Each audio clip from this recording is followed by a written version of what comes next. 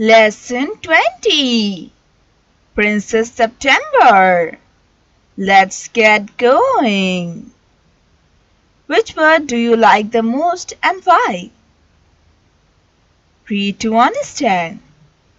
There is a story about a Princess September who had been gifted a parrot by her father, the king of Sam. Sadly, the bird dies, and as she remains sunk in gloom, something happens to relieve her sorrow. Read on to find out about this, and the role played by her 8 jealous sisters and what happens subsequently. While she lay in her bed crying, she saw a little bird hop into her room. Then the little bird began to sing, and she sang a beautiful song all about the lake in the king's garden, and the willow trees that looked at themselves in the still water, and the goldfish that glided in and out of the branches that were reflected in it. When he had finished, the princess was not crying any more. "That was a very nice song," she said. "Would you care to have me instead of your parrot?" said the little bird. "It's true that I am not so pretty to look at, but on the other hand, I have a much better voice." Princess September clapped her hands with delight, and then the little bird hopped onto the end of her bed and sang her to sleep. He ate rice out of her hand, and he had his bath in her saucer. He drank out of it too. When he had finished his breakfast, he began to sing again so beautifully that the maids of honor were quite surprised, for they had never heard anything like it, and Princess September was very proud and happy. "Now I want to show you to my 8 sisters," said the princess. She stretched out the first finger of her right hand so that it served as a perch, and the little bird flew down and sat on it.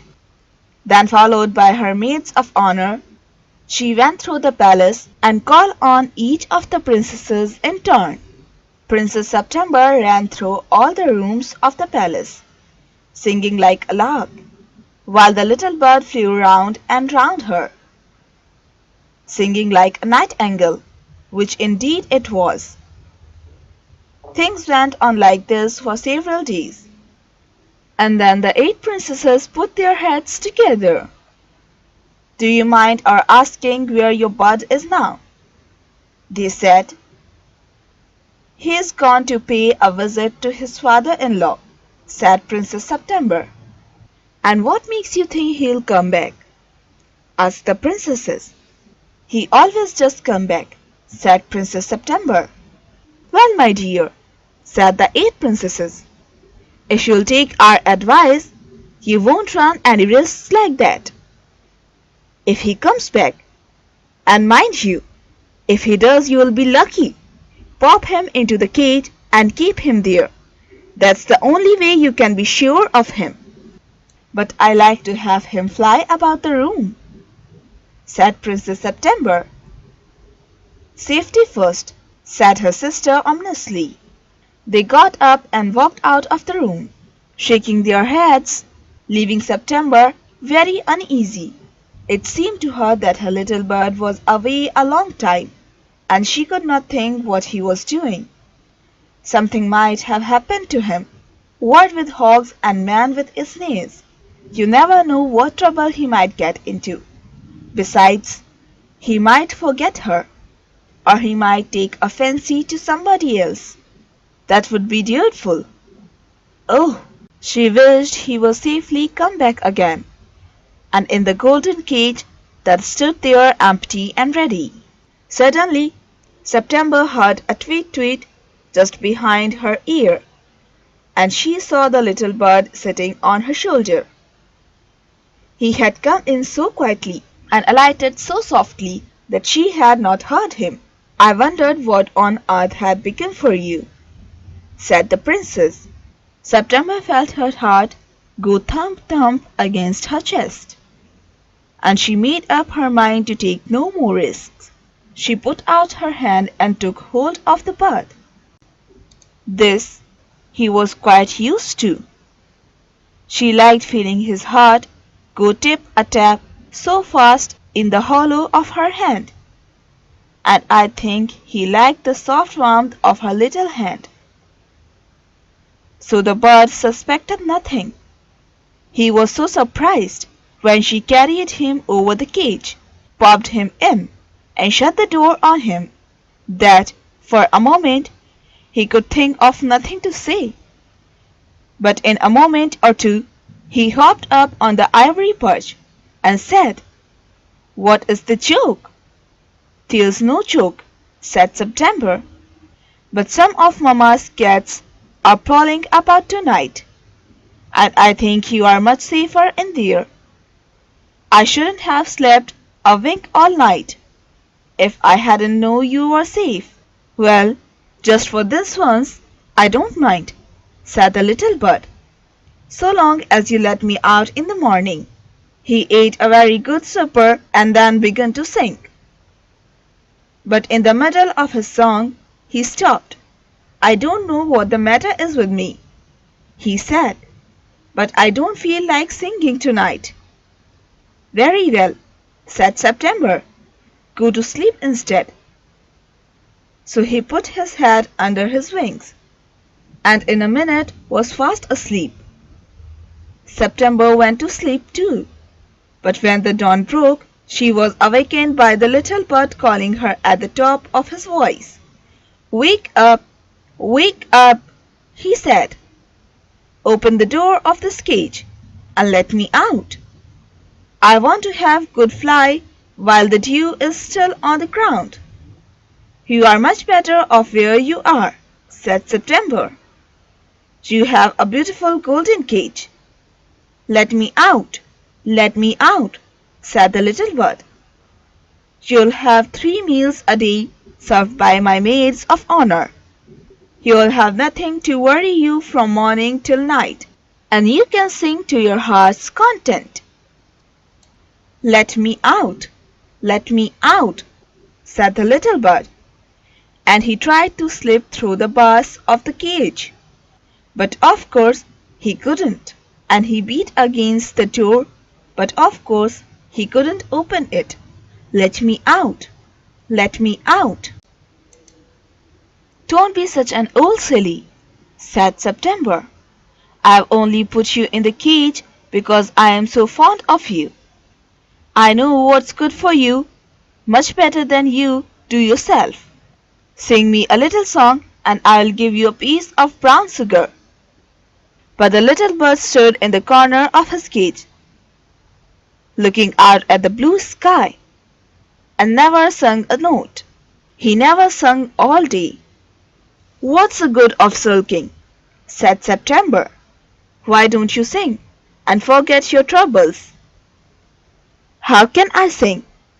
answered the bird. "I want to see the trees and the lake and the green rice growing in the fields." She gave him his supper, but he wouldn't eat a thing.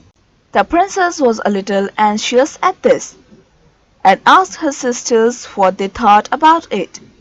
"You must be firm," they said. "But he won't eat. He'll die," she answered. "That would be very ungrateful of him," they said. "He must know that you are only thinking of his own good. If he is obstinate and dies, it'll serve him right, and you'll be well rid of him." September didn't see that How was going to do her very much, but they were 8 to 1, and all older than her, so she said nothing. "Perhaps he'll have got used to his cage by tomorrow," she said.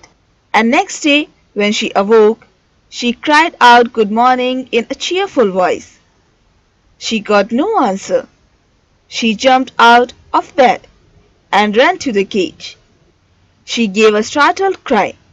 for there a little bird lay at the bottom on his side with his eyes closed, and he looked as if he were dead. She opened the door and putting her hand in, lifted him out. She gave a sob of relief, for she felt that his little heart was beating still. Wake up, little bird, she said. She began to cry, and her tears fell on the little bird. He opened his eyes and felt that the bars of the cage were no longer round him. I cannot sing unless I am free, and if I cannot sing, I die, he said. The princess gave a great sob. Then take your freedom, she said. I shut you in a golden cage because I loved you and wanted to have you all to myself, but I never knew it would kill you. Go, fly away among the trees that are round the lake, and fly over the green rice fields. I love you enough to let you be happy in your own way. She threw open the window and gently placed the little bird on the sill. He shook himself a little. Come and go as you will, little bird, she said.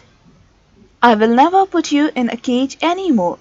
I'll come back because I love you, little princess, said the bird, and I will sing you the loveliest song I know. I shall go far away, but I shall always come back, and I shall never forget you. He gave himself another shake. God gracious me, how stiff I am, he said. Then he opened his wings and flew right away into the blue.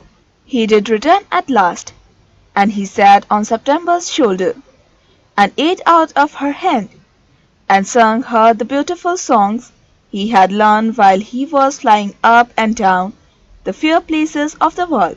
September kept her window open day and night, so that the little bird might come into her room whenever he felt inclined.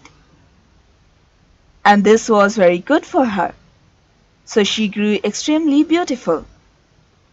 And when she was old enough, she married the king of Cambodia, and was carried all the way on a white elephant to the city in which he lived.